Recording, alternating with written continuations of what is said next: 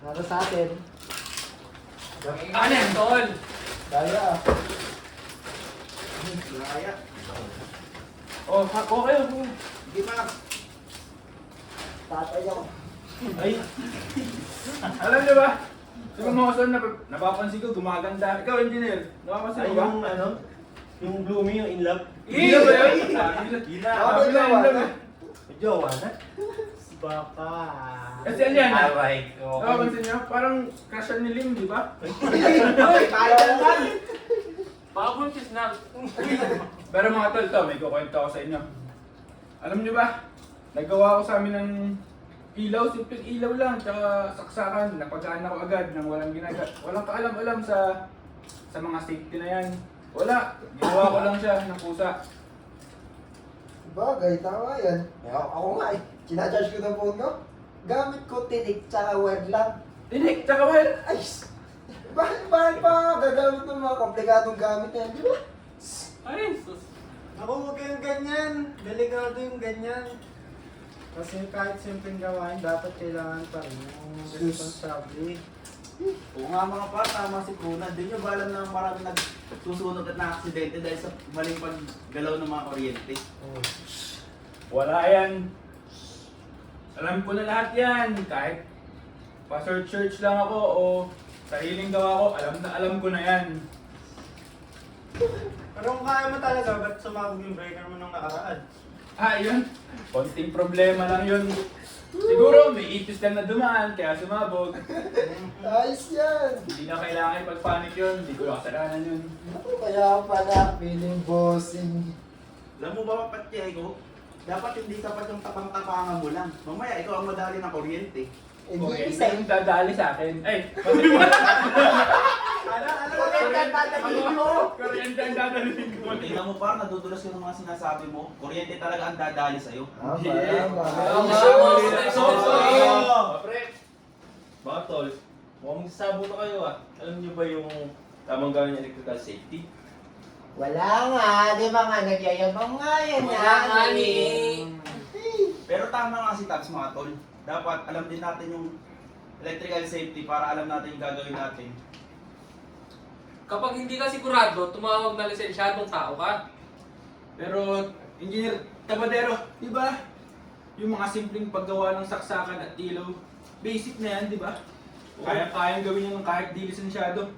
Oo, pero huwag kakalimutan delegado ang kuryente. Maaaring ipahamak mo yan. So, hindi tayo expert. Ikaw ba yun, Batchay ko? Siyempre naman, ako yun. Alam ko na lahat. Pasikat!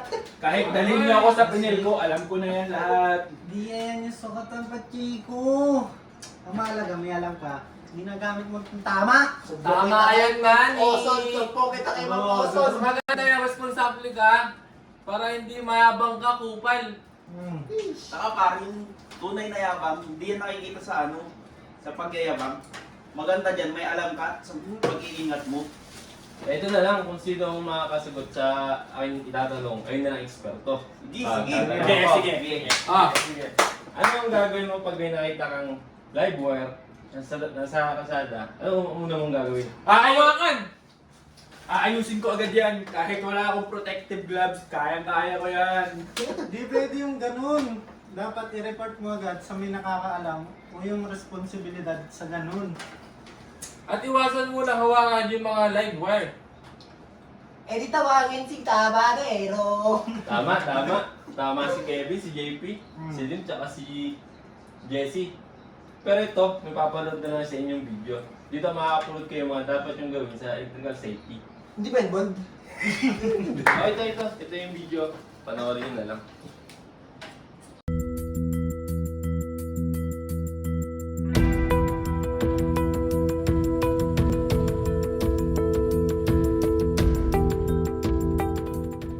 Kailangan natin ng kuryente. Ngunit maaari itong makapinsala o makapatay ng tao o makasira ng aparato. Maaari itong maging sanhi ng pagkakuryente o pagkasunog at maaari ding maging sanhi ng pagkamatay. Kung depektibo ang aparato, maaari itong pagmula ng sunog sa lugar na may potensyal na masunog o sumabog. Tanging ang mga may kakayahang gumamit ng dikuryenteng makinarya lang ang dapat magpaandar nito. kailangan sakop ng safety procedures ng kumpanya ang pagpapatakbo ng mga dekuryenteng makina at ang pag-issue ng permit kung kinakailangan. Mahalaga ang pagkakaroon ng masusing pagsusuri bago simulan ang trabaho. Halimbawa, sa mga basang lugar, delikado ang paggamit ng dekuryenteng panghinang at maaari pang makakuryente sa buong paligid. Madaling masira ang mga cable at extension ng portable na dekuryenteng makina at kung masira ito sa kulong na lugar, mahirap maiwasan ang pagkakakuryente.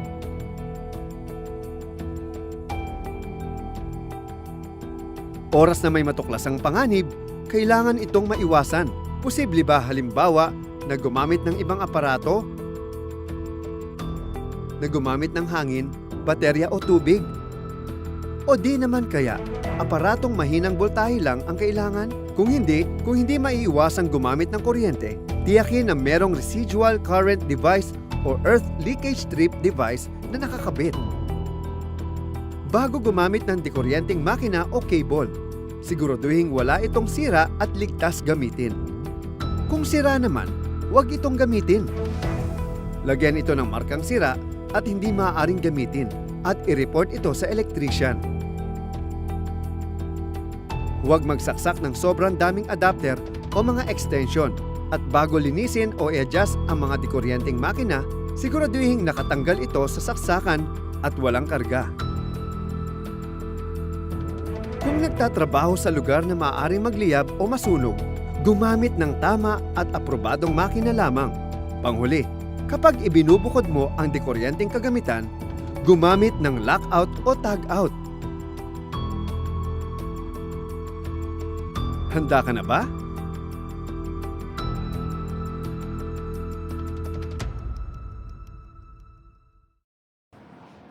Tapos na. May naintindihan ba kayo sa video?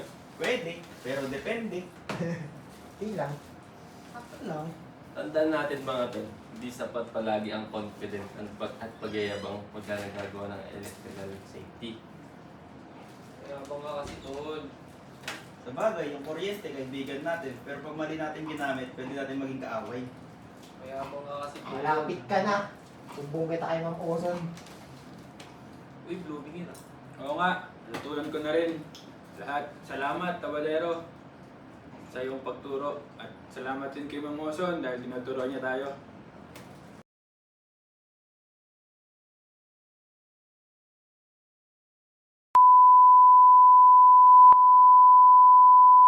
Pops na Pops! Mukhang magsasabong na kayo ah.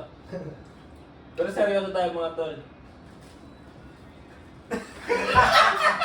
Seryoso daw. Baka tayo! Ano? May Isa pa. Isa pa. Pero kung kaya mo talaga, ba't sumabog yung breaker mo nung nakaraan? Yun. Konting problema lang yun. Siguro may ipis lang na dumaan, kaya sumabog. Ayos yan. Hindi na kailangan ipag-panic yun. Hindi ko kasalanan yun. Ako kaya pala, feeling bossing. Alam mo ba, Patiyego? Dapat hindi sapat yung tapang-tapangan mo lang. Mamaya, ikaw ang madali ng kuryente. Okay, Isa yung dadali sa akin. Ay,